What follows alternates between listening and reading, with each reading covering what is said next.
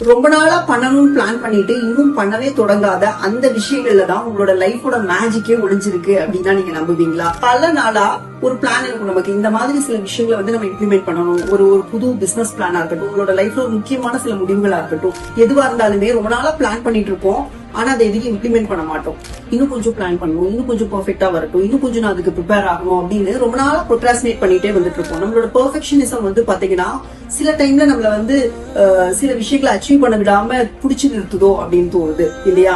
So இன்னும் ஒரு 3 வருஷம் கழிச்சோ 5 வருஷம் கழிச்சோ நீங்க எந்த இடத்துல இருக்கணும்னு நீங்க நினைக்கிறீங்களோ அதுக்கு தகுந்த மாதிரி இன்னைக்கு உங்களோட ரொட்டீனை, உங்களுடைய ஹேபிட்ஸ, உங்களோட ப்ரையாரிட்டிஸ பிளான் பண்ணிக்கோங்க. ஏன்னா இன்னைக்கு ஒரு நாளை நம்ம எப்படி ஸ்பெண்ட் பண்றோம் அப்படிங்கிறது தான் ஃபியூச்சர்ல நம்ம எங்க போய் சேர போறோம் அப்படிங்கறத டிசைட் பண்ணுது இல்லையா? சோ உங்களுடைய ப்ரையாரிட்டிஸ் நீங்க எப்படி பிளான் பண்ணிக்கணும். சம்டைம்ஸ் தேவையே இல்லாத நிறைய விஷயங்களுக்கு நம்ம ப்ரையாரிட்டைஸ் பண்ணிட்டு தேவை